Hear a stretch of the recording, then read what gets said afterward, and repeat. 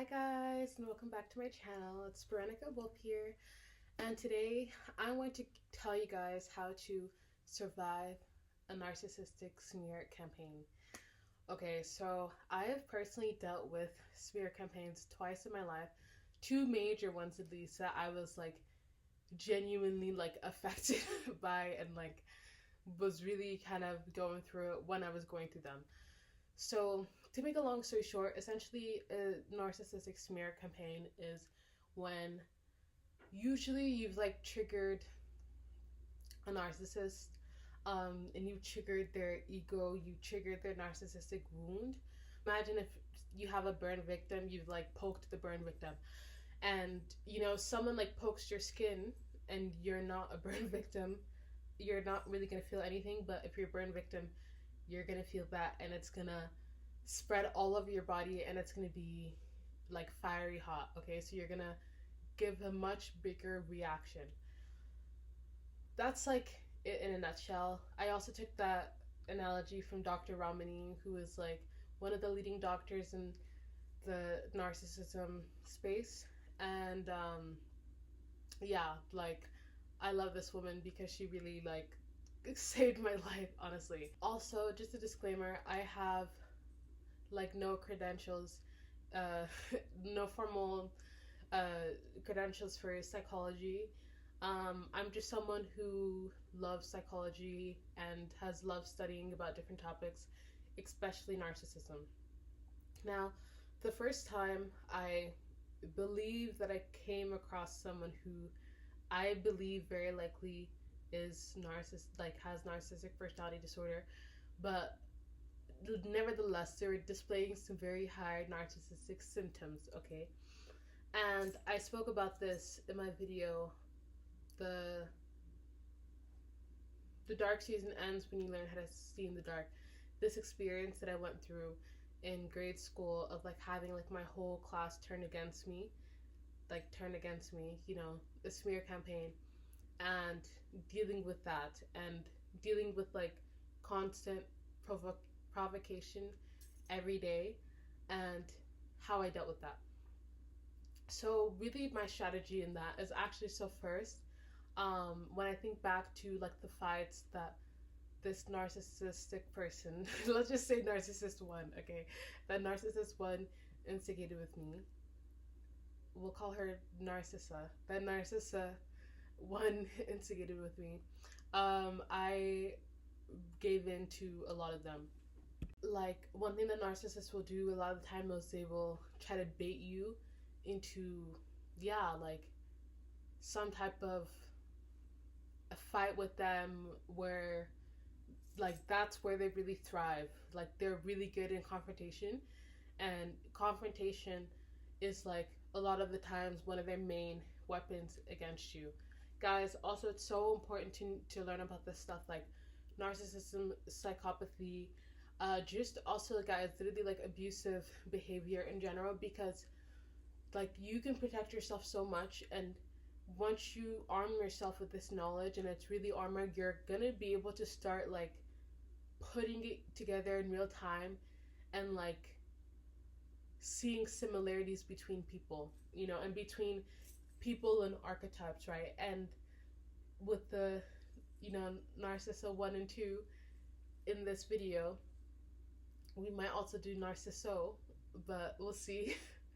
But even though they might not actually have NPD, narcissistic personality disorder, they still were showing a lot of the similar behaviors and the tactics. And the first scenario, I had no idea what I was dealing with. I was like a child, The second scenario, I had a much better idea of what I was dealing with, and especially once I started trusting myself, I really started to be able to see. And the last scenario, I had so much knowledge and information and was actually able to see it coming from a mile away. Okay, so starting off with Narcissa number 1. Yeah, she baited me into multiple,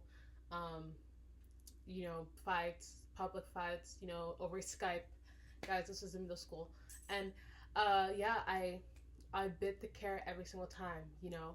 I bit the carrot, and you know, like, even though um like, this is one thing about narcissists also, guys, they really want reactions from you, so they will say like the most like vile stuff about you. Like, this person was like making up lies about me, like just saying like the most vile stuff, like, you know, like, just, guys, like, these people, what they will say and do anything to get a type of reaction from you.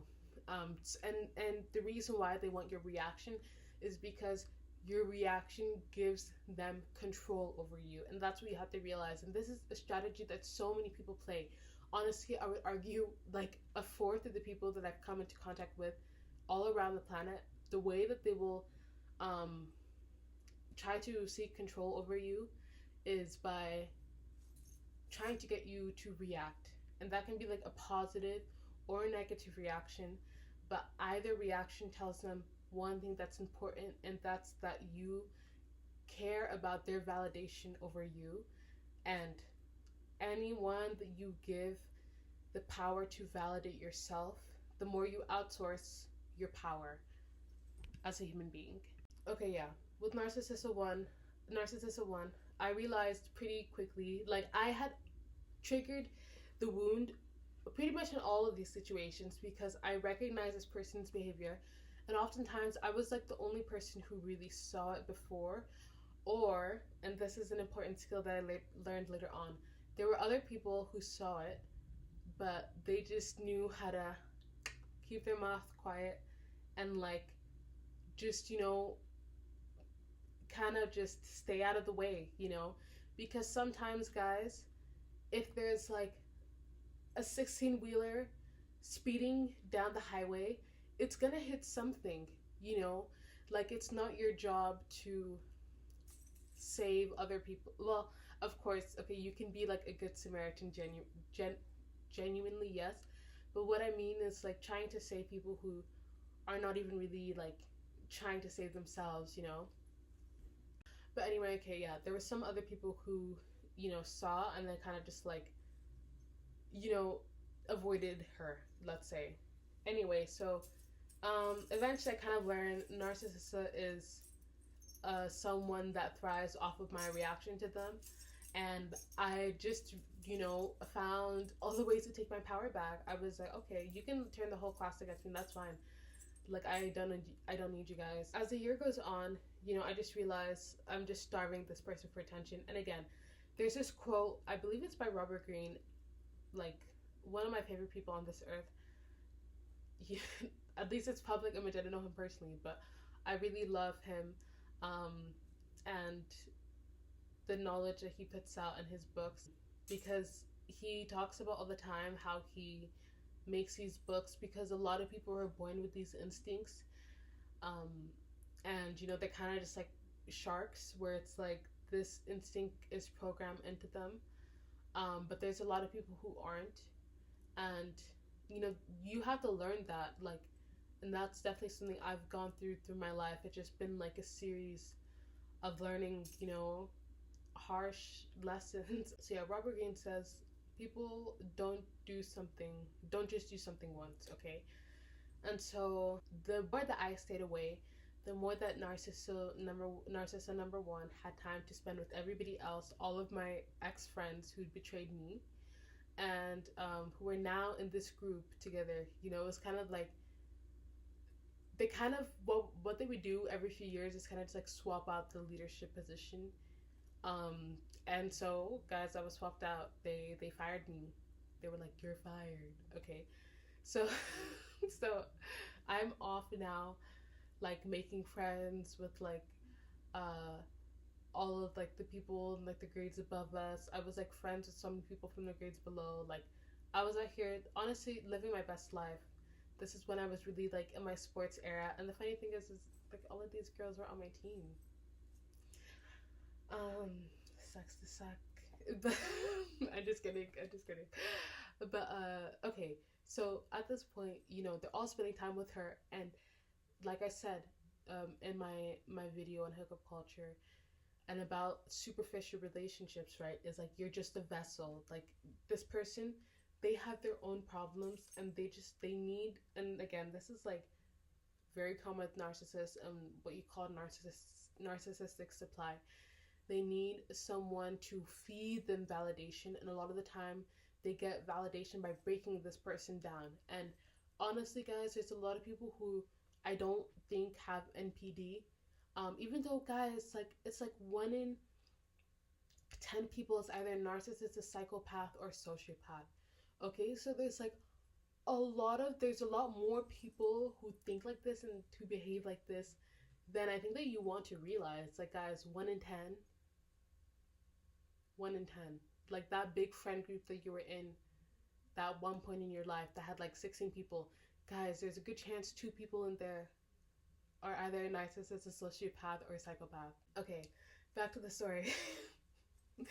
um, yeah, and so I was the vessel for the top narcissistic supply.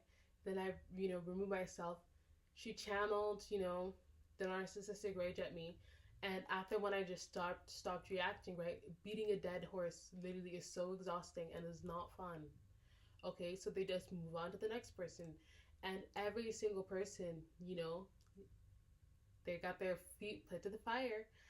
And yeah, eventually, people were coming back. Oh my gosh, you were right, you were right. At that point, like, I really didn't care because I had already built up, I'd rebuilt my entire social group, and I was like now literally 10 times stronger because I had connections with like literally like everybody else in the school. And still I had like my day ones, who stood up for me. And then like we just rebuilt, and while they were crumbling, the truth always does come out. Literally, the truth comes out with time. And a lot of people were coming back to me and apologizing. Like, these people, they were really going like the full extent. Like, they were inviting nights out, fancy hotels, food, dinners. Like, that's just as in middle school. Like, these people, they were whining and dining me, trying to get back in the good graces. And, show me, fool me once, shame on you. Fool me twice, shame on me. I'm not gonna be mean to you, but you just bit me in the neck. You think I'm gonna trust you again? But thanks for the dinner, though. No, just jokes, guys. Like, really, don't harbor hatred against people, because there's a Buddhist saying that having hatred and wanting revenge is like holding a hot iron ore in your own hand. And it's so true. And so honestly, I genuinely did like forgive these people. It took a while, but eventually, like, I just realized that, I just realized not to take it personally. Eventually, Narcissa and I, Robert Greene talks about how a lot of the times your biggest enemies can become your greatest allies. Okay, so as we went through the whole situation and we get to the point where I rebuilt, I've come back in. Well, I never really left, but I've, let's say, re-entered the arena, and their side is starting to crumble. And Narcissus and I, respectively, we were both the leaders of both of our sides of the class, and girl power. So yeah, but we honestly gained a lot of respect for each other, and I was like, this girl like literally put me through hell, yes, but at the end of the day, I respect her. I respect the hell out of her, because first of all, I love a determined person. Okay, I love the determination. I love the hard work, guys. The amount of like hard work that you have to go through in order to conduct a smear campaign against someone is actually insane. Okay, we think consultants are good with strategy, guys. Let's look at narcissists and their strategy when it comes to like smear campaigns. Like, honestly, I feel like narcissists would be amazing at running PR, because they know how to like manage people, manage like perceptions, everything. We ended up actually gaining a lot of respect for each other. I gained a lot of respect for her because I was like, you know what, she didn't like me, and that's fine. But guess what? She actually like expressed it to me. Like, she didn't hide the way that she felt. All of my other quote unquote friends, they didn't like me, but they were just too like chicken to say anything to me, literally. And they just sat there and just tried to like milk me for all of the value that I was bringing to their lives, literally. And they were getting so much like clout off of me. Like, they really were giving, like, I was, guys, in middle school, like, I was amazing. Like, I had all like the good snacks at my house. Um, like, I was always like hosting things at my house. I um was like really good at sports, and I was like, I would like pass to my team members. Like, I would actually pass to my team members, and like give them opportunities too. And I'm just a lot of fun. That's the thing, guys. Like, I'm just a lot of fun. Like, anybody who actually knows me like in person and like spends a lot of time around me, they just realize like I'm super chill. Like, I'm super fun. I just want to have like a good time. Like, I'm just good vibes. Um, and they didn't like that, and that's fine. If you don't like it, that's okay. Like, not everybody is meant to like me. I'm not meant to like everybody. Like, think about it, guys. Do you like everybody? No. Okay. So why would you think that everybody likes you? And so that's fine, but just don't not like me and then like get really close to me and try to be like my best friend. Like, it's weird. It's weird. And try to like copy me and like low key morph into me. It's weird. Like, and a lot of people do this. And I just really respected the fact that the girl, Narcissist 1, just came for me straight shooter. And all the other people, they eventually exposed themselves. And the funny thing is that they really just played themselves. But they all exposed themselves. Um, and even though it was painful seeing it at the time, I was happy that the truth was revealed to me about these people's feelings towards me. Because if you are genuinely like friends with someone and genuinely have like your best friend's interests at heart, then you're actually gonna like stand up for them, and you're gonna stand up for what's right, especially when someone's like smearing their name. And the crazy thing is, guys, okay, also, how you carry yourself throughout the smear campaign is what you will ultimately be defined as, okay? And I say this because, like I said, at first she was baiting me and I was like biting onto the bait, and eventually like I stopped and I just became non-reactive, and my power was in non-reaction and not letting her, get that reaction from me, get that control over me.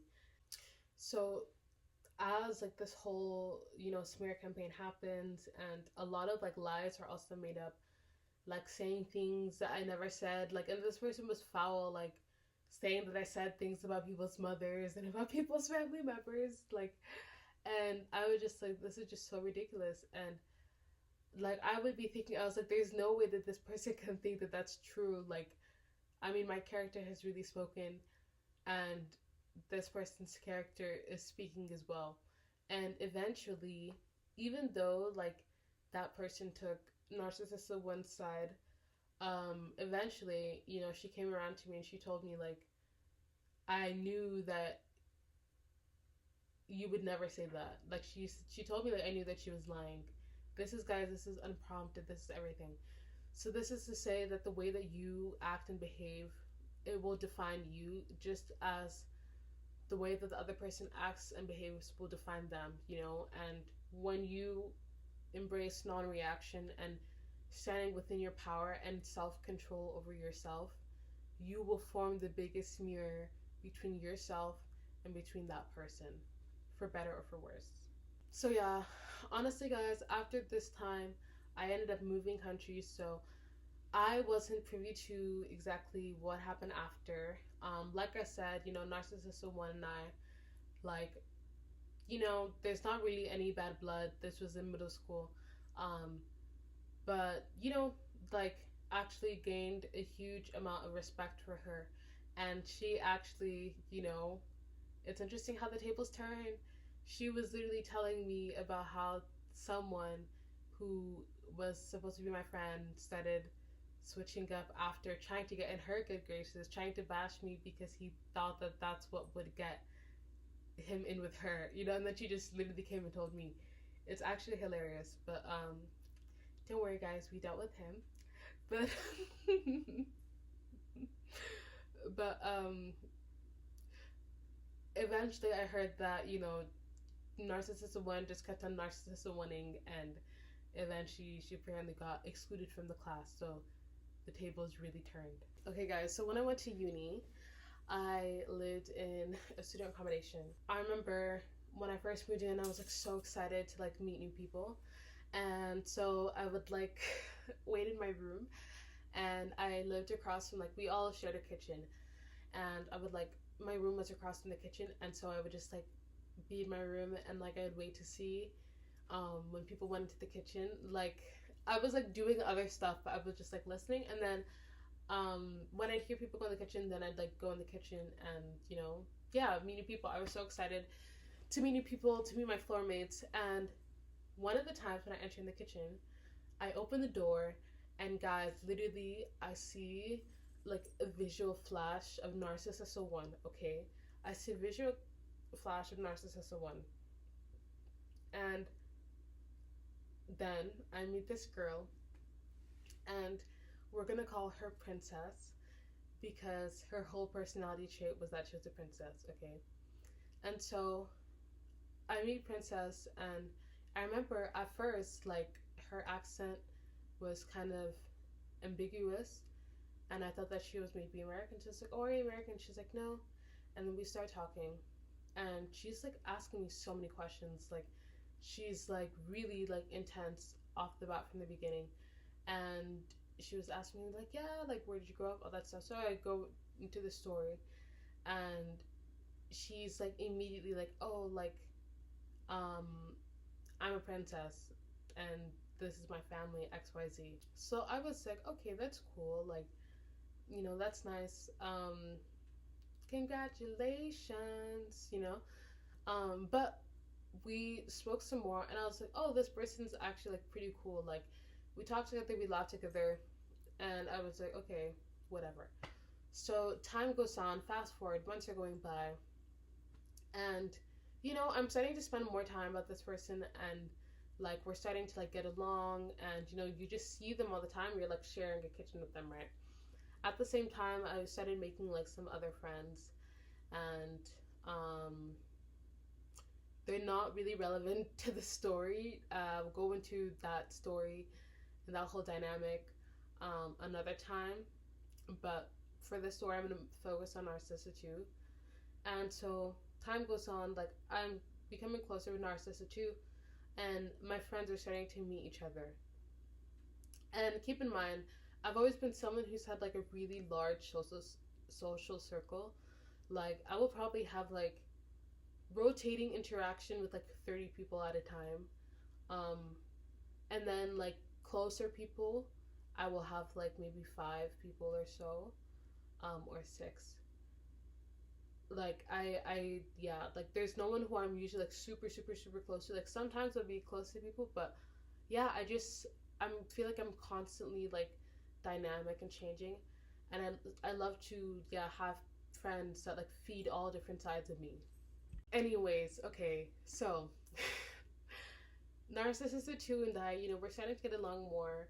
Um, you know, life is lifing, you know, yeah, we just started to get along more. And then, so this is like 4 months in, and this is when I'm starting to be like, oh, okay, like, something is kind of like weird here. And guys, this is why I highly recommend journaling, because I had gone through this experience, and I remember that it was weird, but then um, after this point, we didn't really speak to each other for a bit, and I like kind of forgot everything that had happened, and then I would later on remember it again. But basically, what had happened was, essentially, there was a situation where,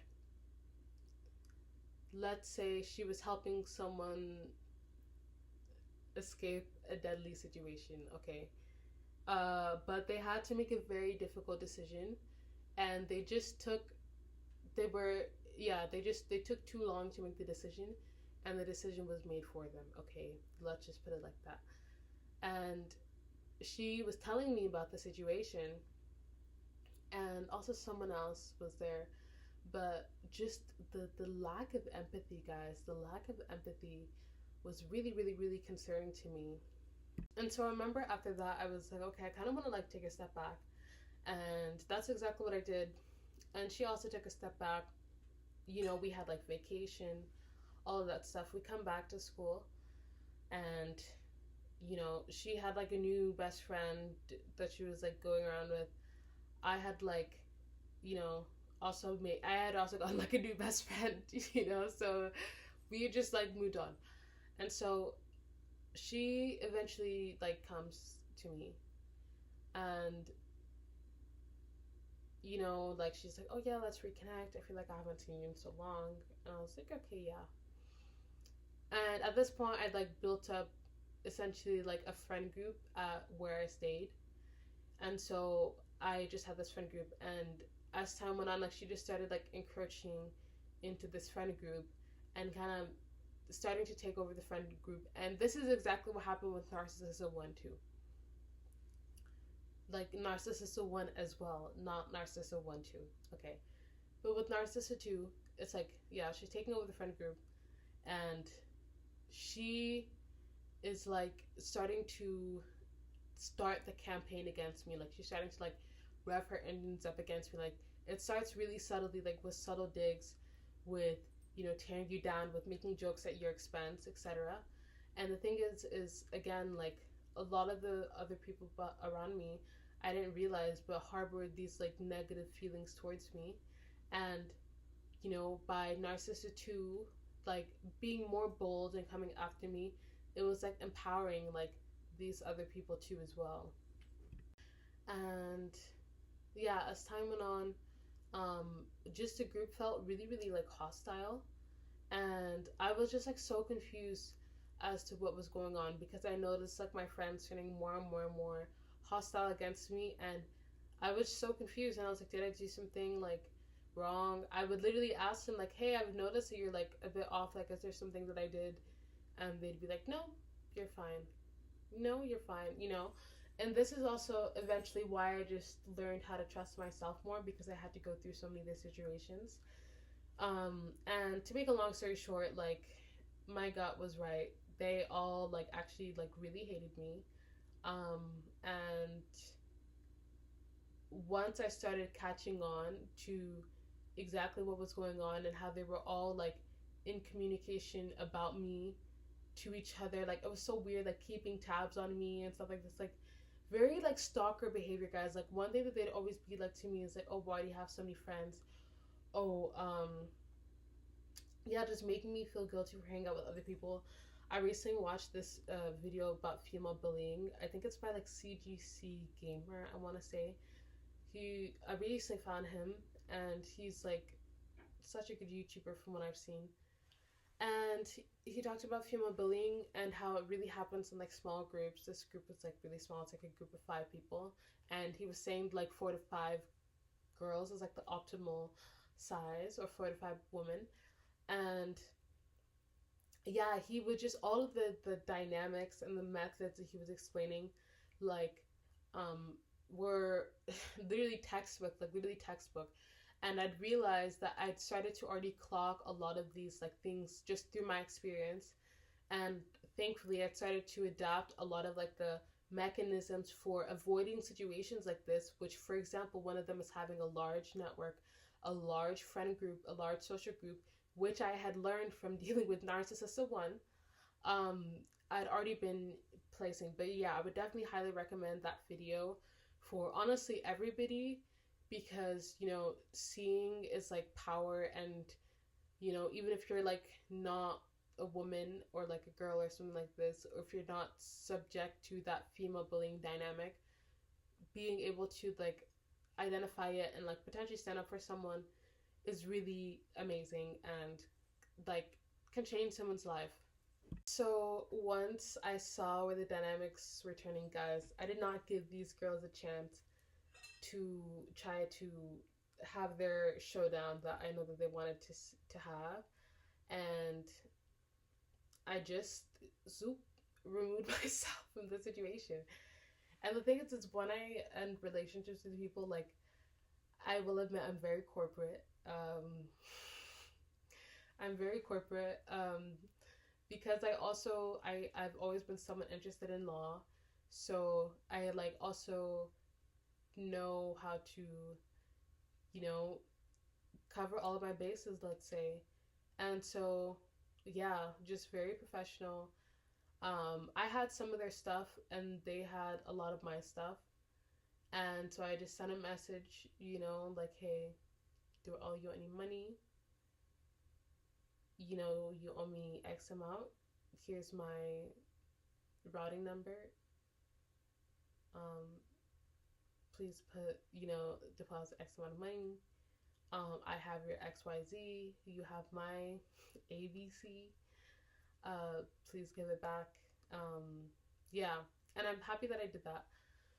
But what came after, guys, was like honestly nothing that I could imagine. Like, I knew that these girls were gonna bite back, but I was not expecting what was to come. What I didn't know is I was about to endure literally like 3 months of pretty much like constant harassment from them.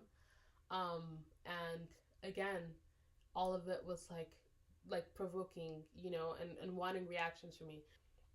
Harassment is defined as behavior that annoys or upsets someone. Another one is illegal behavior towards a person that causes mental or emotional suffering, which includes repeated unwanted contacts without a reasonable purpose, insults, threats, touching, or offensive language. Okay, so guys, like every single time I would see them, like, and we all lived at the same place, we all lived on like the same floor, so I was like seeing them like every day.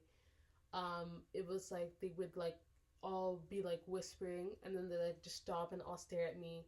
They would like scream stuff at me. They'd like scream insults at me. They do stuff, yeah, to try to provoke me.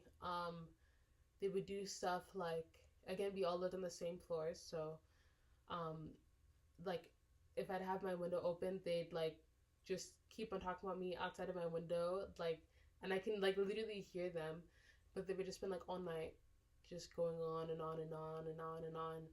They would come and like do stuff like bang on my door and then run away, like stealing my stuff. Guys, this happened like for like months, okay? And honestly, sometimes like it just got to the point where it was like too much. Um, but I'm so happy and proud of myself with how I dealt with it. Honestly, if it was just like boiling up for me, like I was glad that I had other friends who could keep me grounded. Sometimes I just literally like left and went to spend the night at like a friend's house.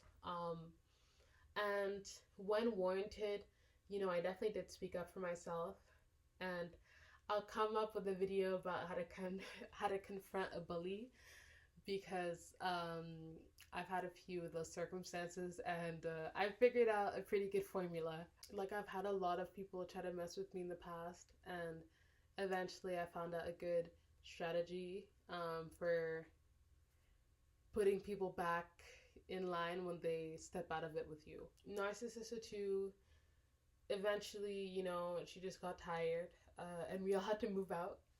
And I caught her stealing my stuff, which was like the most hilarious thing. The look on her face, and I sent her a cute little text message after. Um, but that's like a story for another day. And yeah, eventually, I won, because I was never in competition with them. I was never trying to drag them down. Like, I was literally just focused on living my life.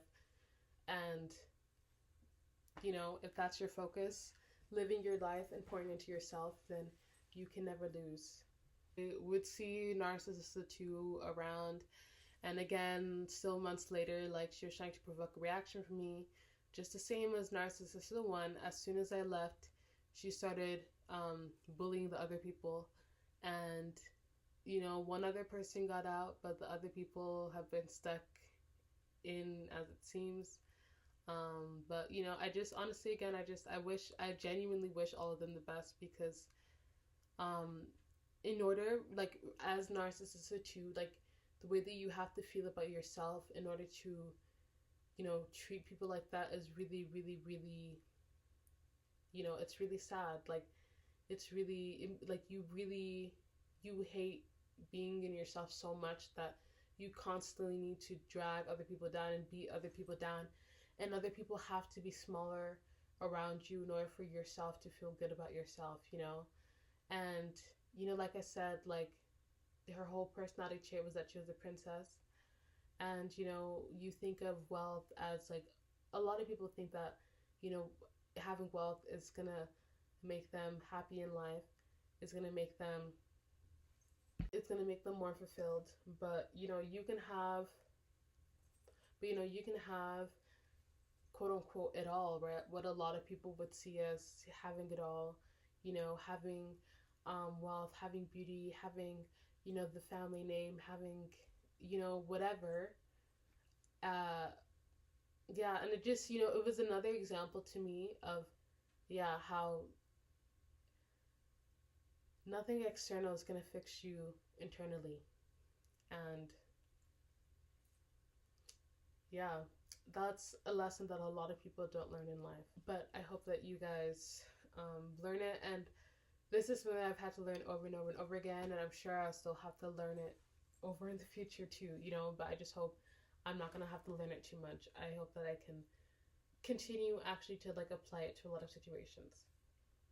Okay, now for narcissist so one. Okay, so guys, the place I was living has, like, a really bad housing crisis. It's really hard to find accommodation, and I was in a really, really, like, horrible situation, where essentially, like, I didn't have a choice of who was moving into the place that I was staying. And again, like, this, by this point, I was, like, really trusting myself and my intuition, and by this point I was journaling, and I wrote down how, like, the night before this person moved in, I was like, I have a really bad feeling about this. I was like, I really, like, I'm gonna try to make the best out of it, but I just have a bad feeling about this. And yeah, this person was, like, you know, honestly just severely unhealthy. And I don't know what he, like, I don't even know what psychological makeup he has, to be honest. You know, narcissist or two is, like, the only person who in my life that I can be like, okay, that person was a narcissist. Like, guys, like, I swear, put them in front of any psychiatrist, they're gonna agree with me, because after that situation with Narcissista 2, I was so confused about what just happened to me. I knew by that point that it wasn't just a coincidence, because it happened to me before with Narcissista 1. And so I was constantly, guys, searching on Google, on YouTube for days, for days, for days. And then I came across Dr. Romani, and she started explaining everything, and what a smear campaign is, what a narcissist is, what narcissistic supply is, narcissistic abuse, narcissistic group dynamics. And guys, everything, like, was word for word. And I was just like, wow, I just felt so seen and so heard. Literally for, like, the next 2 years, I would watch narcissism videos every day. I was, like, so obsessed with the topic. I still find it incredibly interesting now. But now I'm, like, venturing more into psychopathy and sociopathy. And so moving on to Narcissisto 1. I don't actually, I don't know what his psychological makeup is. He did have some similarities with Narcissisto 1 and 2, but he was, like, I don't know, he was just different. Like, there was something genuinely off with him. And I've met, you know, a lot of guys, like, a lot of men who display high, you know, let's say narcissistic tendencies. And he was different. Like, he had some of them, yes, but he was different. Like, I remember, like, the point where he knew that I saw past his act. Like, guys, when I tell you, literally, I saw his mask fall off. Like, like he like relaxed his face. Like he stopped putting on the act, and that's like one of the most terrifying things that I've ever seen. Like his face in that moment is scarred into like my memory forever. Um, but yeah, he was really scary. Because I remember like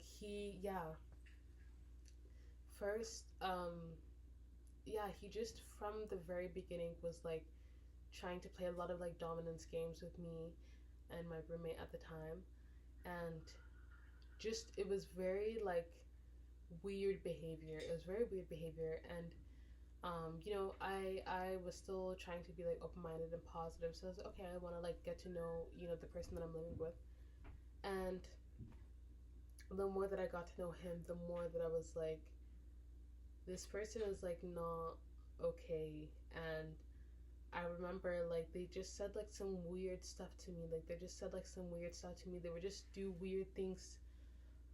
I will come up with a video about this soon, actually, because I watched this um, TV show called Adolescence the other day, and just realizing like a lot of the interactions that I had, and seeing like the influence that the stuff that the kids and adolescents are watching, that type of mindset coming through, and literally us having conversations about like this stuff, and I wasn't fully aware of like where their perspectives were coming from, and kind of like the dangerous aspect of it. But I would learn soon, because he again just kept on trying to get reactions from me, first positive, and then when he realized that I wasn't going to give him like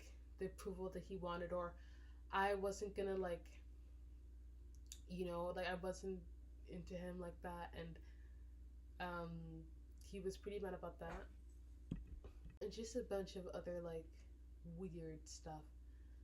But yeah, as time went on,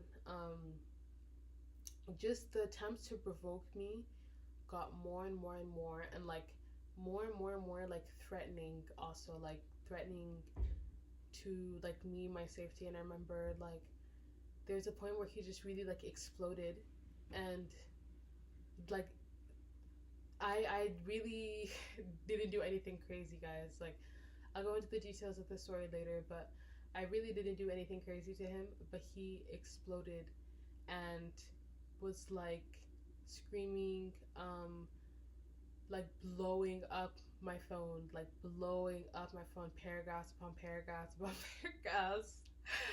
Like it was crazy. It was crazy. And a spoiler, he was saying this because I refused to clean up the mess that he'd accumulated for 6 months, guys. Like the audacity is actually the audacity is actually insane. Anyway, so it got to the point that I was like so uncomfortable. I literally leave the house and I'm just staying with like a friend. Guys, like honestly, I've had such amazing friends throughout my lifetime. Honestly, I've been very blessed. But yeah, he was like going crazy, trying to provoke me, get reactions from me. And thankfully, I ended up moving out. And guys, I'll come out with a story, because guys, let me tell you, like, I have lived a crazy life, okay? And just some interesting stuff that came out of that. But I eventually like ended up moving, and thankfully I don't have to live with this guy anymore. But it's so weird, like it was still just like every single time he sees me, he's like just staring at me, like. But now it's crazy, because now he's trying to be nice to me again. It's so weird. It's so weird. It's so weird. But all of that is to say, like in all of the trends, right, and all of the interactions, non-reactivity is where your power lies, okay? And he also tried to smear me to like everybody that we mutually knew. But the thing is again, be yourself, stick to your own personal character and integrity, and your character will speak for itself. Because he tried to he smeared me to all of his friends, girlies, guys, everybody, like literally this guy's friends, they're still coming up to me like we're chilling, like we're good. You know, they know their friend. That's the thing. At the end of the day, they know who their friend is, and they know who I am based off of our interactions. And so, guys, I just want you to realize that you give people your power by reacting to them, to reacting to their BS, to giving in. You know, do not react. If you want to do something, respond, you know. And a lot of the times, silence is the best response. Because honestly, these people who are trying to bring you down, they don't even deserve your time, your energy, and you don't need to stoop to their level. And again, like when you react to them, you're just feeding the monster, you know, and the monster is always gonna want to get more.